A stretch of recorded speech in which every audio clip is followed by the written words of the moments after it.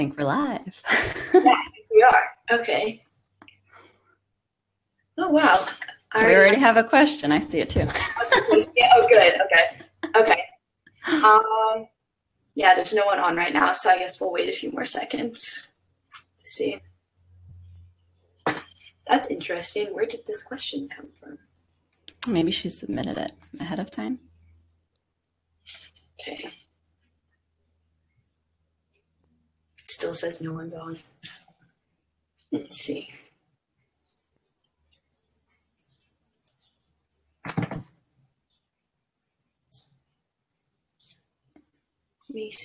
Okay, there's a couple people on. Okay, I guess we'll get started then. Okay, everyone. So I'm here today with Jess, the founder of The Whole Dancer, and I'm going to let her talk a bit about herself before we get started. Hey, everybody. Thanks for having me on, Robbie. This is really fun, and I always love trying new things on Facebook and meeting new dancers, so it's really great to chat with you today.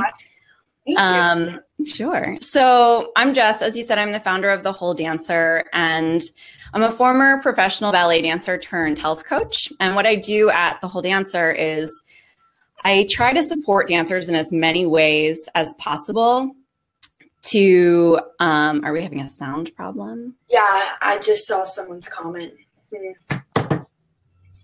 Is anyone else having trouble hearing? Because there's about 11 on. Yeah, maybe it's her computer. I don't know. I'm not seeing anything like. All right, we'll keep going. Maybe maybe it was just her sound. Hopefully, everyone else can hear us. So yeah, as I said, I really try to create programs and services that are going to support dancers in being the very best that they can be when it comes to not only personal performance, but in mentality and mindset in the studio. You know, so many dancers are pursuing dance at a high level that can be really stressful. And so, you know, at The Whole Dancer, I try to really come up with these ways to support dancers so that they don't feel so alone and they know that they kind of have someone and a place to turn to. So yeah, that's kind of like my overall mission and goal is making dancers feel more healthy and supported as they pursue dance at a high level. Yes, it can be really stressful. Yeah, I can. Tell me about your going vegan. I want to hear about that, Robbie. Okay, yeah. So I've actually been vegetarian my whole life. So I've never had meat. But it was when I was at Ellison, I had a couple friends that were already vegan. So I think about 2 years ago now, or almost 2 years. And I just decided that I was going to try it and just go completely vegan because I had tried it on and off before, but I wanted to just fully do it because still eating dairy is still kind of getting to the dairy industry. And like the biggest reason why I do it is for the animals. I mean, I enjoy it myself too, but I do it for the animals because I think the whole food industry just needs a complete makeover. But yeah, so I feel a lot better just knowing that I'm not hurting any animals by eating any of their products. So yeah. Yeah, I love that. It's a good reason. Really good. Yeah. So tell me about what struggles you might face with your schedule and healthy eating and all of that good stuff. Yeah, so right now we're not too busy because we don't have too many rehearsals, but we are about to start Nutcracker season and that gets quite hectic. So there will be periods of time where we're straight through with like very short breaks. So I usually tend to bring a lot of snacks, but I do find it quite difficult to kind of think ahead and prepare like what to bring to the studio when I'm there stranded all day. So yeah. Yeah, it takes a ton of planning.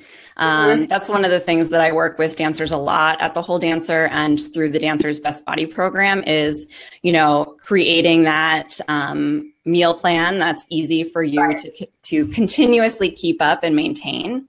But like you said, I think that for so many dancers, it ends up being a matter of having enough snacks. Yeah. You know, I think so many dancers find, you know, especially with time, that you'll have a big sustaining morning meal and then a big meal at night. And you have to kind of come up with those snacks for the middle portion. What kinds of things do you tend to bring? I like to bring a lot of fruit. I'll bring some protein bars depending on how I feel during that day. Bring some fruit. A lot of fruit, protein bars, I would say. Sometimes nuts and things like that. But yeah. Those are great ones.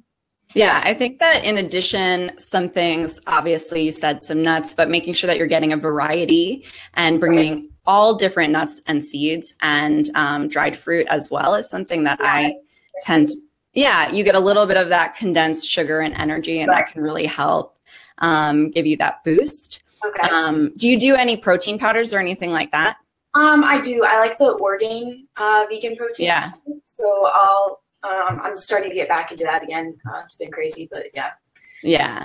So that's not right. That's one of those things that I think sometimes as dancers we do have to rely on because of the whole time crunch component, right?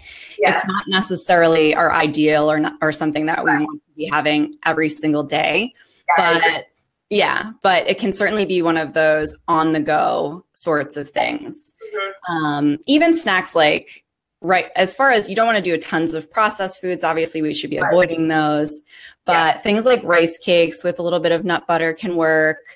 Even those rice crackers, just not being something that you rely on, but as an occasional thing that you might bring, that can work as well. For sure. Awesome. It sounds like you've got a good plan with your eating on the run.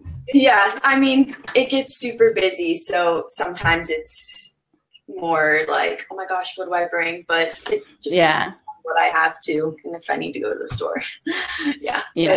One of Lauren Lovett's tips, because I did just speak with her about going vegan and everything, and I love this too, is she, again, because she doesn't like to be eating big meals in the middle of the day, she'll bring small portions of whatever she had for dinner the night before. So that it's like, probably half or a quarter of what a full meal would be, but you're getting that same nutrient density without having volumes and volumes of food. That's a good idea too. Yeah, I love that one. So I heard that getting enough sleep can be a struggle for you sometimes. What are sort of your obstacles in that? Yeah, probably that, especially when we start ending rehearsals a bit later. We get home later, so then you eat later. It all just gets pushed back. So then, I think a lot of my friends and I struggled with this last year. I don't know why. We just could not go to sleep early. Luckily, we started classes a bit later in the day, but I definitely think the earlier I go to sleep, the better I feel. Even if you're getting up earlier or later, just the earlier you go to bed, I feel like that helps me. So it's been better, but last year it was definitely crazy. I don't know why. I don't know what it was. I think it's hard, you get all amped up at night with the rehearsals, or if you're performing, and then you have to really come down from that. So I love creating routines around both nighttime and waking up. Making sure that, you're putting your phone away, turning off all the screens. I'm completely obsessed with my sunrise alarm clock that I use both at night and in the morning. So it has a subtler light that you can use to read or something like that.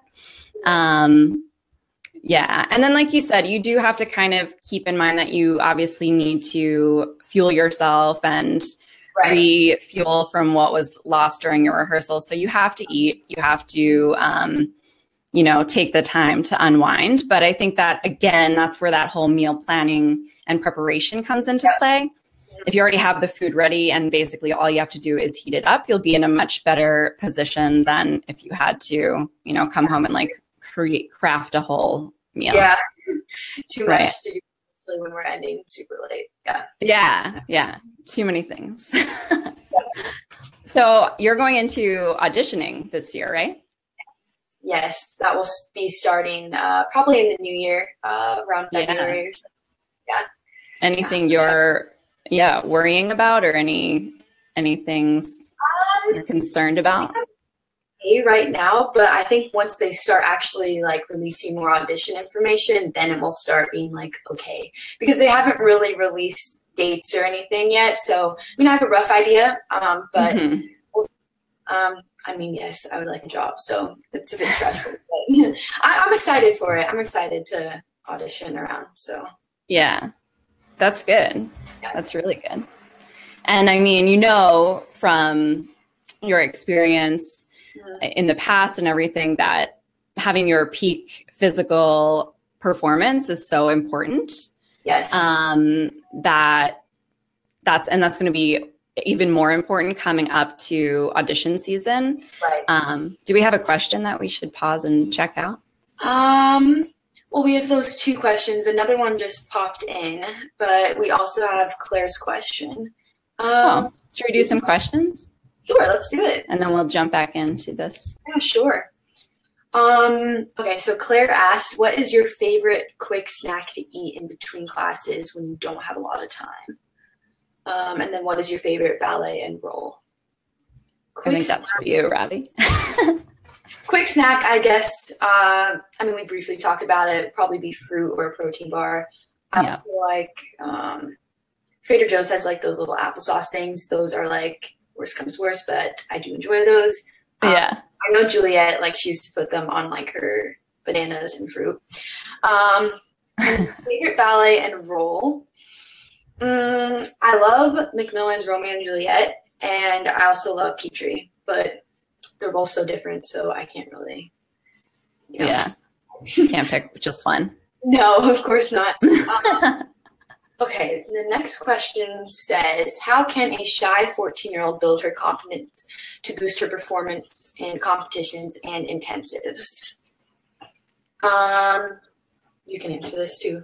I don't know. I think that with this, one of the biggest things is talking to her about the perspective. And, you know, yes, you want to do well every time that you step out on stage and every single time that you perform.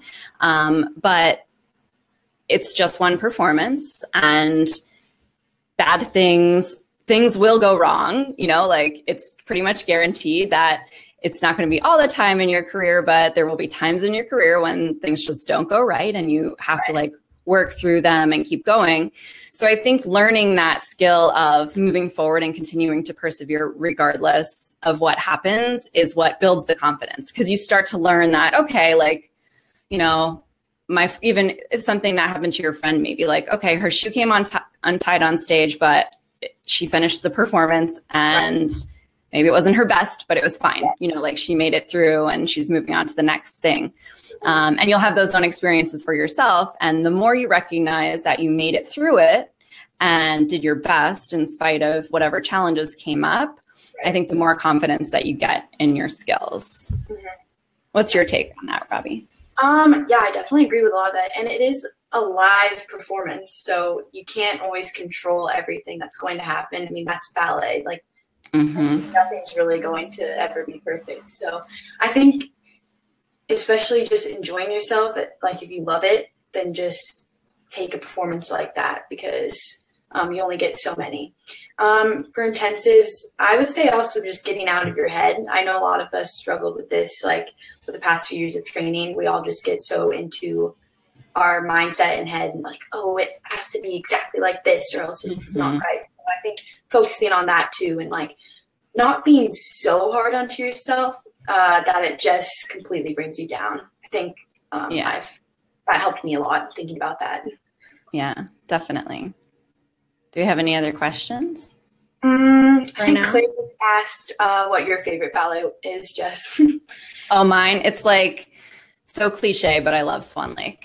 It's beautiful. I just love it. Yeah. And I went and saw Boston Ballet Swan Lake a couple of seasons ago again. And it was just, I mean, you know, they have that in Boston Ballets, they have that time where they have all the smoke out on the stage, and then the swans just come up and it's like, I die. So good.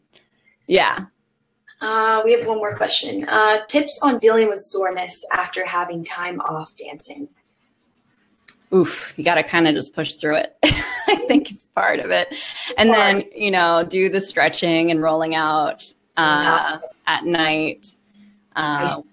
Yes. Yeah. Make sure that you're making the time to do those self-care activities outside of the studio. But yeah, just kind of going through. Yeah. It's going to happen. Right. Yeah. It's part of the game. Yep. Part of the game. Yeah. So going back to you going into audition season, and like the timing of it feels, you know, like you said, it's kind of in the new year that it will start to amp up, but it's already September, not to make you like, oh, I know. It's coming so fast, you know, like it is already September and it comes up so fast that it's really important to focus in on reaching peak performance as far as energy, as far as, like we said, mindset and confidence, and then also your body and how it's performing in the studio and on stage. And something that's coming up it actually starts Monday, which is crazy to me. But right now, the Dancer's Best Body Program is enrolling. And this is a program that I created at The Whole Dancer, like for the very reason of supporting dancers in reaching their personal best bodies, which of course looks different from one dancer to the next. For some of the dancers I've worked with, it is a matter of losing weight and that desire to change their weight. For others, it has been that desire to gain muscle or, you know, lean out their physique. And for many of them, it's even like the whole mindset around how they look and how they feel about how they look.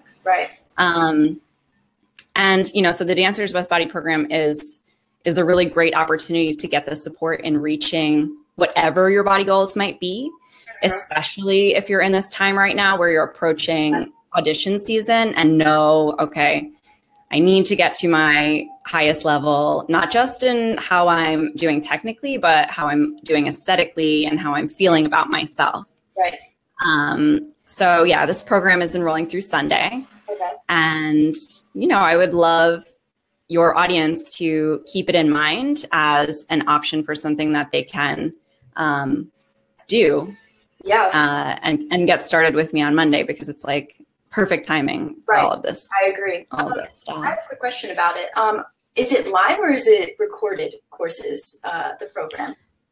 So this one has a number of already recorded components to it. So there are video lessons, there are audio lessons, and then there are also worksheets and journaling exercises that the dancers will go through on their own. But this September round I call it a live round, because there will be additional group coaching calls on some really good topics that have kind of come up in past runs of the program that I've been like, okay, I really need to spend more time on this with dancers. One of which is emotional eating.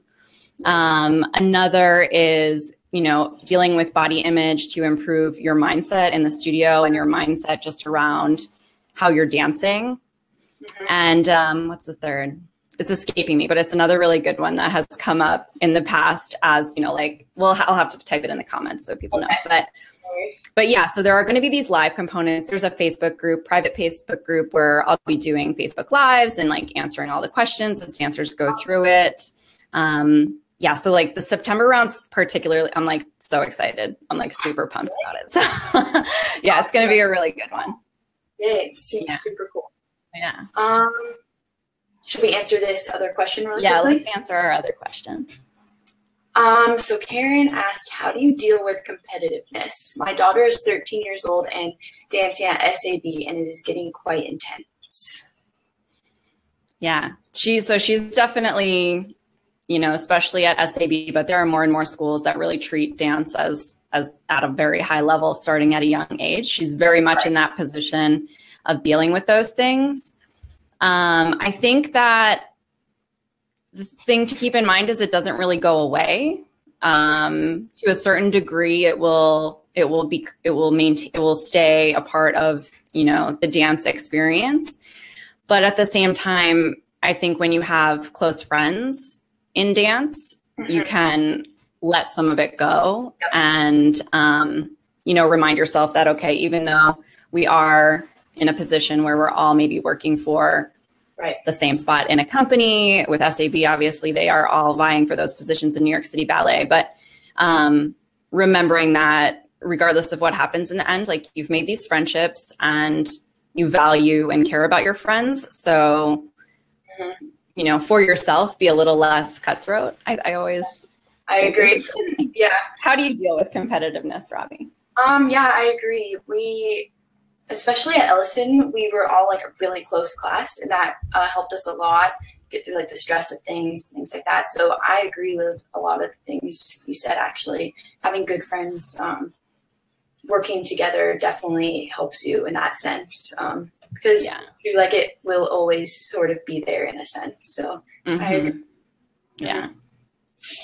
Awesome. Is that all we got? I have a couple questions from Instagram, actually. Should we? Oh, cool. Yeah. So someone from Instagram asked, let me find it. Oh, actually, it just popped up on Facebook. Never mind. The other one. Okay. I have winged feet and have difficulty to control it while dancing on point. What can I do to control it? Oh boy. I don't have I guess a lot of strength building exercises like TheraBands and yeah, I think you're right on.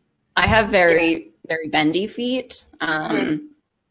And yeah, I guess I guess they were prone to winging on point. Strength is key. Like you said, I mean, I think outside of point class strengthening, you need to be doing that extra stuff. And if you have or can get in contact with a physical therapist who knows ballet, like if there's one who works at your school or company, or you can just seek someone out, I think that they can give you exercises and tell you as far like specific what's going to be most effective for controlling that and working with that. Right, that would really help. Yeah. Okay. Do we have another one from Instagram? I think that's it from Instagram, yeah. Cool. Okay. This was really fun, Robbie. Do you have any other questions for me or anything that you wanted to chat about? Let me see. I'm looking at my list.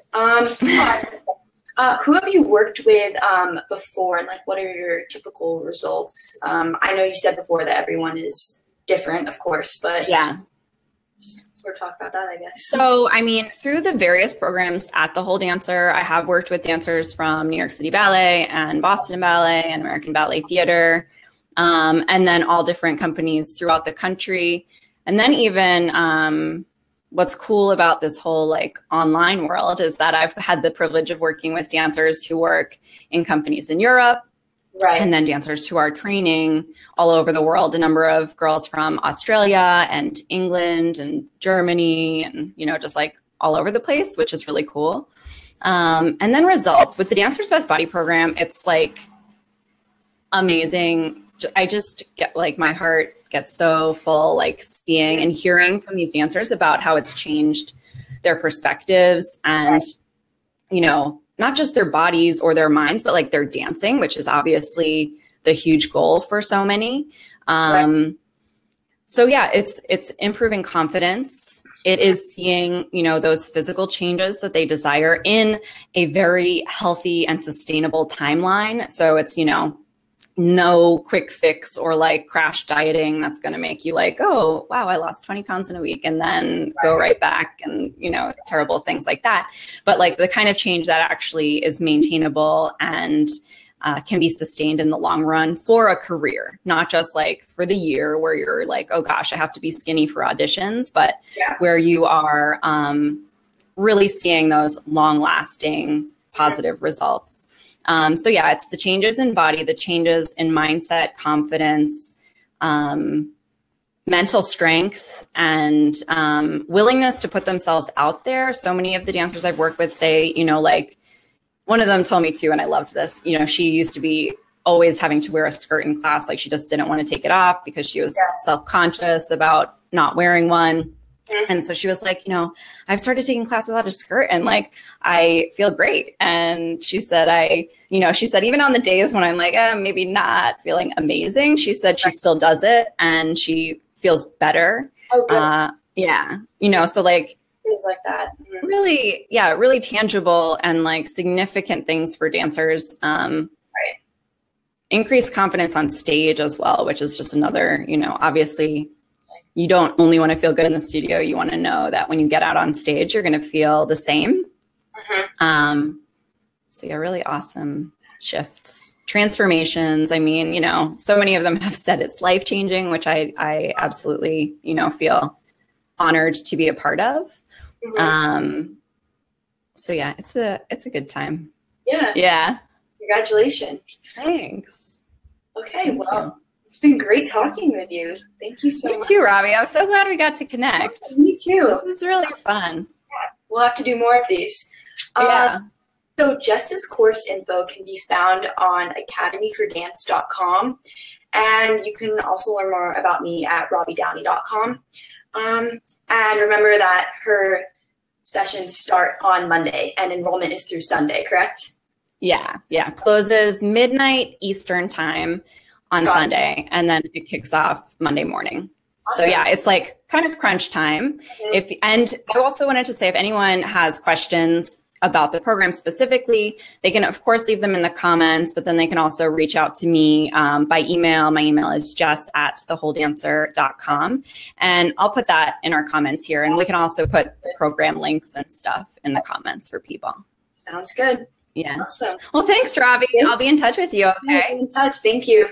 Yeah. Thanks to everyone who came and watched. Bye, guys. Bye, guys.